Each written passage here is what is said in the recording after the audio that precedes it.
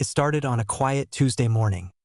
One of those deceptively peaceful days that make you believe everything in your neighborhood is just fine. The sun was out, the lawns were neatly trimmed, and the cul-de-sac buzzed with the faint hum of sprinklers. That was, of course, until the envelope appeared on the mailbox. It was crisp white, stamped with the emblem of the Crestwood Hills Homeowners Association, that familiar seal that often meant trouble.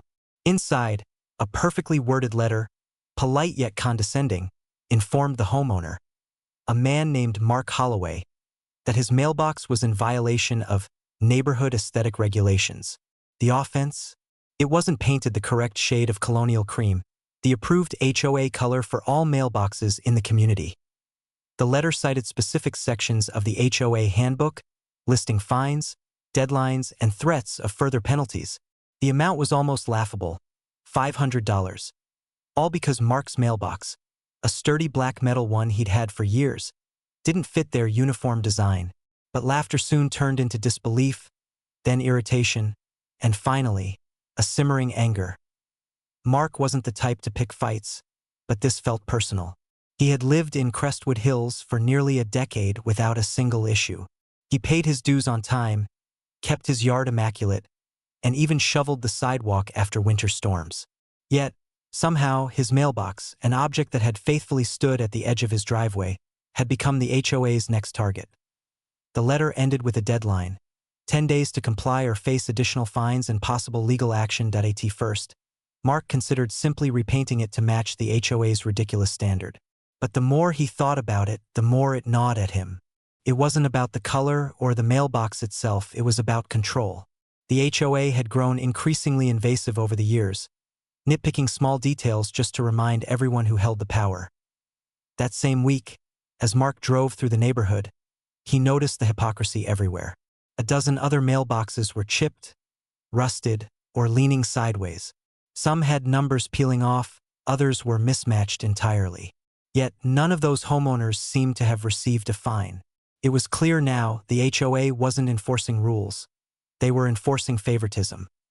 Mark suspected the real reason behind his fine. His next-door neighbor, Helen Cartwright, was a known busybody and self-proclaimed assistant to the HOA president.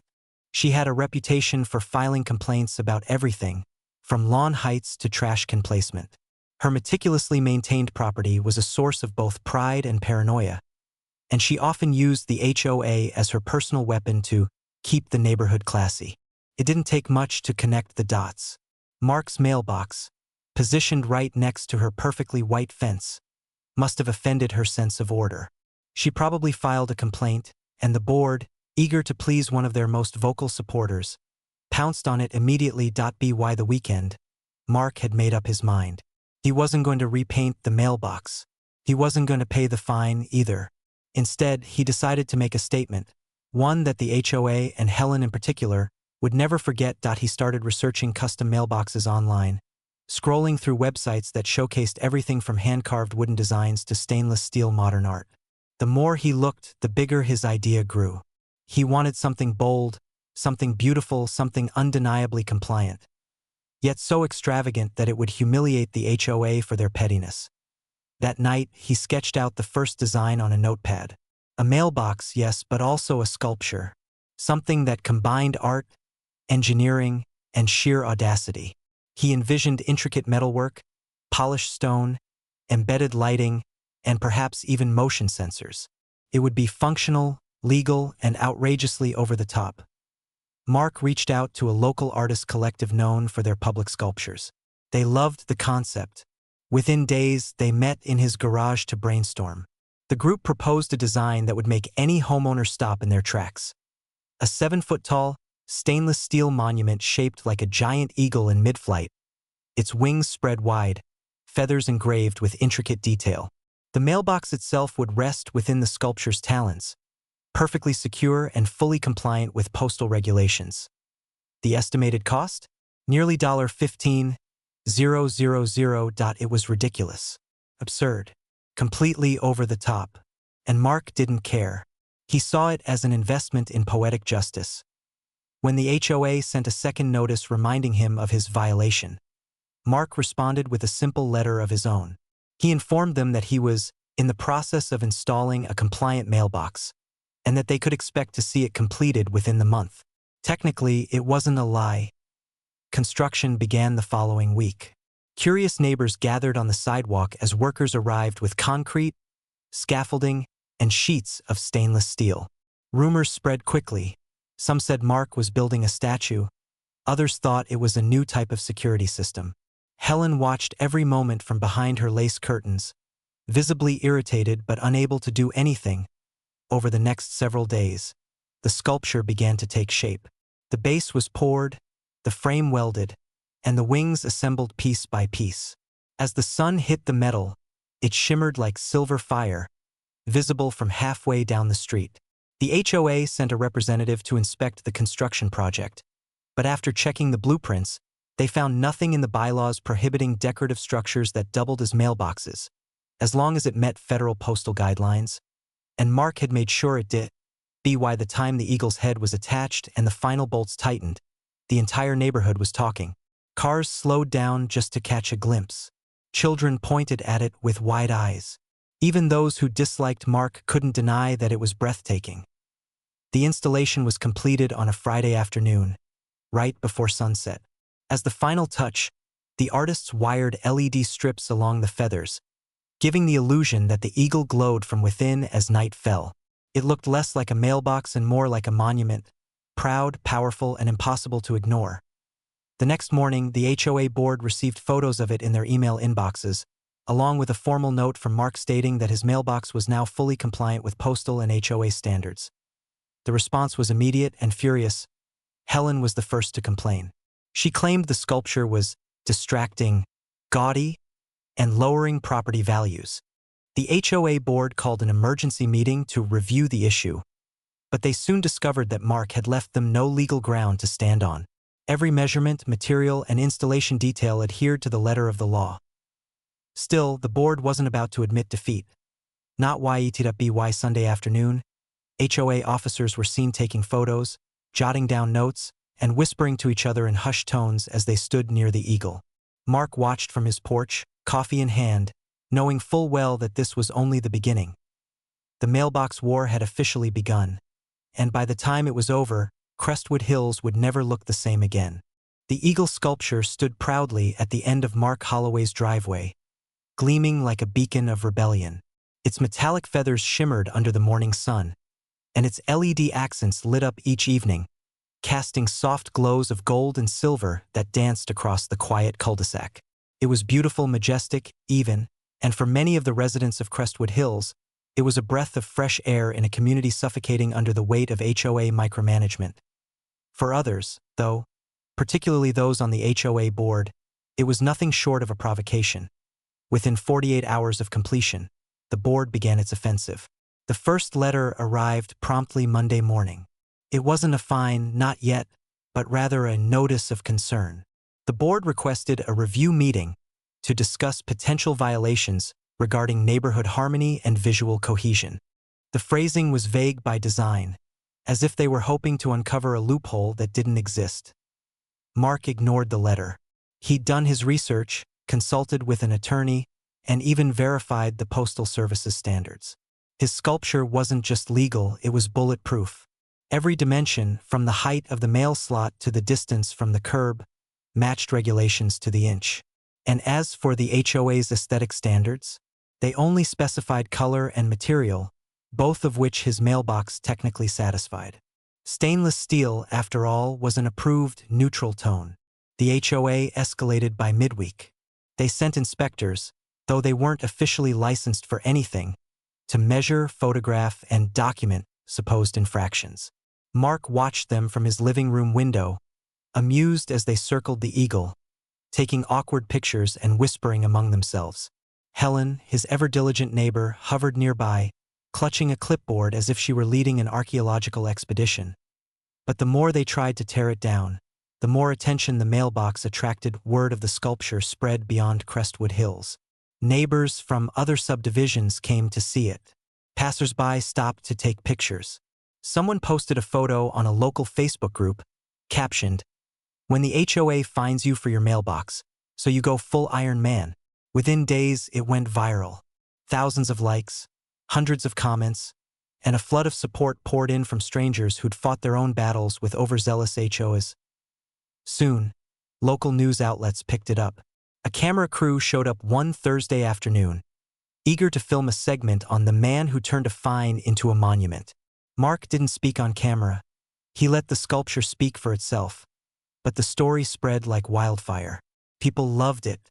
They saw it as a symbol of standing up to petty authority, a shining middle finger to the bureaucracy of suburban life. The HOA, on the other hand, was mortified. Their president, a thin, perpetually frowning man named Robert Haynes, released a formal statement to residents, emphasizing the importance of maintaining community standards and warning that unapproved artistic structures may set dangerous precedents. His email was polished and polite, but the message was clear. They wanted it gone. Yet, every attempt to remove it backfired spectacularly. When they threatened new rules limiting decorative mailbox structures, homeowners rebelled. Many had grown tired of the constant nitpicking, the endless fines, and the arbitrary enforcement of rules. Mark's act of defiance had given them courage. It started small. A neighbor added solar lights to her walkway without seeking approval. Another repainted his shutters a slightly darker shade of blue, just to see if anyone would notice. But soon, the quiet rebellion grew. Within 2 weeks, Crestwood Hills looked different. Flowerbeds flourished beyond regulation limits, driveways gained small decorative statues, and colorful garden flags appeared overnight. What once was a sterile, uniform neighborhood now pulsed with personality. The HOA board, used to ruling unopposed, suddenly found itself overwhelmed. Helen, furious at the chaos, became the loudest voice of opposition. She rallied her circle of rule-obsessed friends, organizing emergency meetings and petitioning the board to issue retroactive fines. But the board hesitated. The media attention had put them under scrutiny. Any move against Mark now risked painting them as villains, which, in the court of public opinion, they already were. Meanwhile, Mark enjoyed a peace he hadn't felt in years. The steady stream of visitors amused him, and he even caught kids taking selfies in front of the Eagle after school. Sometimes, he'd overhear strangers laughing, sharing stories of their own HOA nightmares. He felt proud, not just of the sculpture, but of what it had come to represent. Freedom from control, however small. But the HOA wasn't done. Their strategy shifted from direct confrontation to technical sabotage. They began combing through the rulebook, searching for obscure clauses they could weaponize. One clause stated that no permanent structures shall exceed a height of 7 feet, including decorative elements. The Eagle measured exactly 7 feet tall, until Helen filed a complaint claiming the LED lights added additional visual height at night, breaching the limit. The board called another emergency meeting. They discussed the possibility of a fine, but the legal counsel they'd reluctantly consulted advised against it. Still, that didn't stop Helen from acting on her own. One evening, she approached the sculpture with a tape measure, muttering to herself as she stretched it from base to wingtip. Security cameras caught the entire spectacle, and when Mark posted the footage online, captioned, "When your neighbor wants to fight geometry itself," it went viral again. The HOA's reputation crumbled. Even residents who once supported the board began turning on them. Their heavy-handed tactics, once tolerated, now seemed absurd. Letters of complaint flooded their inboxes, not against Mark, but against the board itself. Requests for transparency, calls for new leadership, and even rumors of a recall election began to circulate. Mark hadn't planned any of it. He just wanted to make a point, but somehow, his mailbox had sparked a full-blown movement. By the end of the month, Crestwood Hills had become a symbol online, a neighborhood caught in a civil war between creativity and conformity. Tourists drove by on weekends, snapping photos. Local vendors started selling eagle-themed lawn ornaments inspired by the sculpture. Someone even set up a mock fan page called the Freedom Mailbox, posting memes about HOAs losing their grip. As for the board, they grew desperate. Their authority was slipping through their fingers, and the embarrassment was mounting.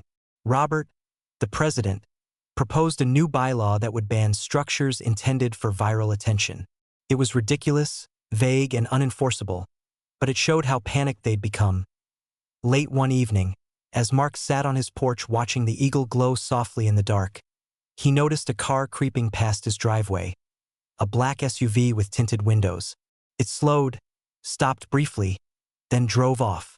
The next morning, he found a fresh envelope in his mailbox. No HOA logo this time, just plain white, handwritten and anonymous. Inside, a single sheet of paper. One line, printed neatly in bold: "Take it down, before someone else does." For the first time, Mark felt uneasy. This wasn't a bureaucratic threat or a petty complaint. It was something different, something personal. The mailbox war had taken a darker turn. The morning after the anonymous note arrived, Mark stood at the end of his driveway, staring at the eagle sculpture that had caused so much chaos. In the golden wash of dawn, its wings caught the sunlight like polished armor. It looked proud and unshakable, a monument to defiance. But now, for the first time, Mark felt a quiet thread of unease running beneath his pride that he folded the note back into his pocket. It had no return address, no signature, and no fingerprints beyond his own. Whoever had written it wanted to scare him, and it was working. The days that followed brought a new kind of tension to Crestwood Hills. The cheerful visits from curious onlookers slowed down. The local news crews stopped coming. The neighborhood, once buzzing with gossip, now felt watched. Neighbors kept their blinds half closed. Conversations at the mailboxes turned hushed. Something had shifted. The light-hearted rebellion that Mark's mailbox had inspired had given way to quiet dread. The HOA board, still reeling from public embarrassment, was meeting behind closed doors. Their president, Robert Haynes, had stopped responding to residents' emails altogether. Helen, who once strutted down the street with smug authority, was rarely seen outdoors. The only signs of their activity were the occasional car parked outside the HOA office late at night, lights flickering, silhouettes moving inside, whispering and pacing. Then came the vandalism. One Friday morning, just before sunrise, Mark woke to the sound of metal scraping. He ran outside to find the eagle sculpture splattered with black paint, thick, oily streaks dripping down its gleaming wings. The mailbox door hung open, its contents scattered across the street. On the sidewalk, spray-painted in red letters, were the words, "Enough." Mark's stomach dropped. He called the police, who arrived within the hour, but there wasn't much they could do.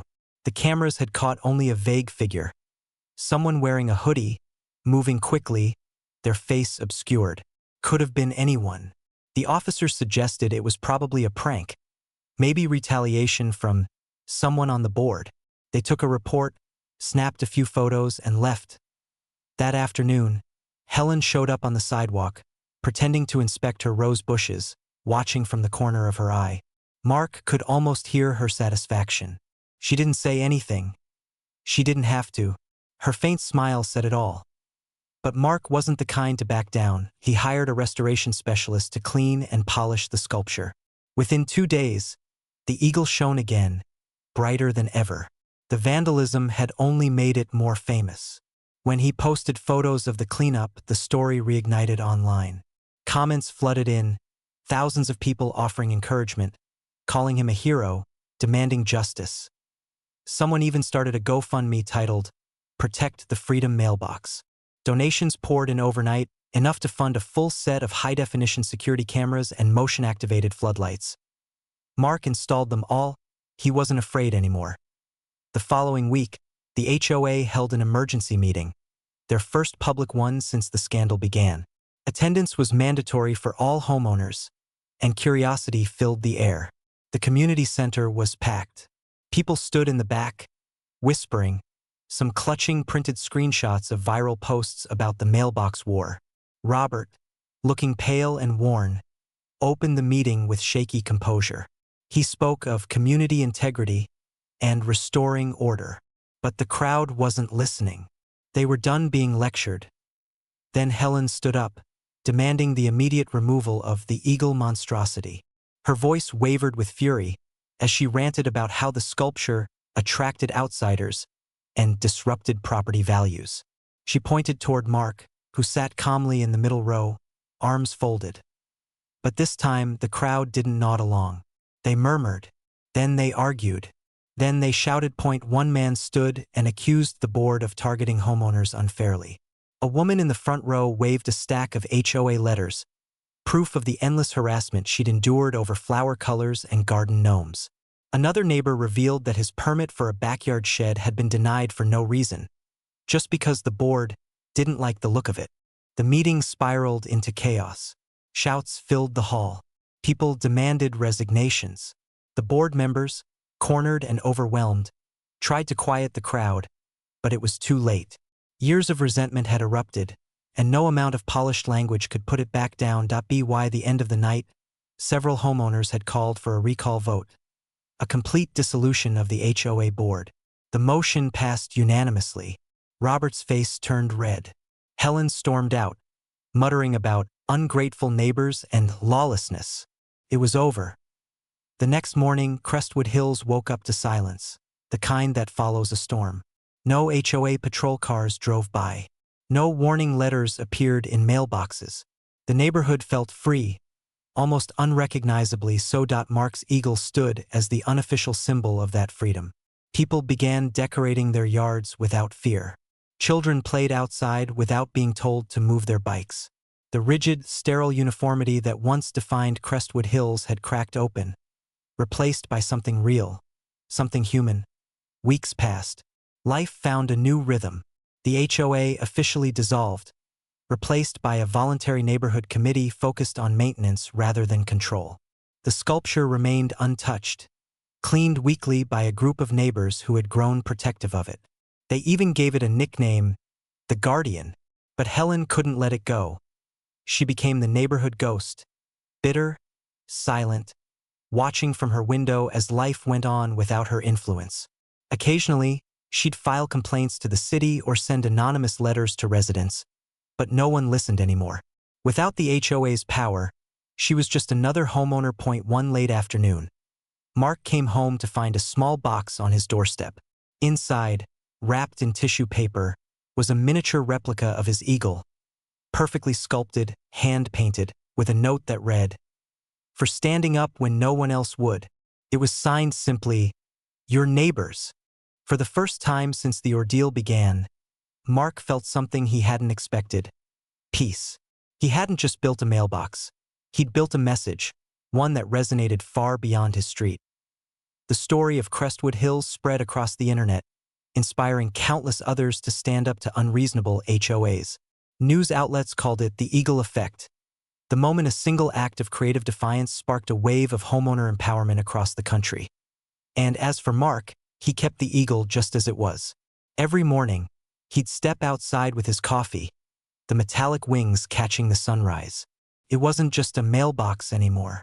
It was a monument to resistance, to individuality, and to the idea that sometimes the best revenge isn't destruction, it's creation. Years later, new families moved into Crestwood Hills. They heard whispers of the old HOA, the drama, the mailbox war. They'd smile as they passed by the sculpture, a local legend. The eagle still stood tall, untouched by time, guarding the entrance to a neighborhood that had learned the value of freedom the hard way.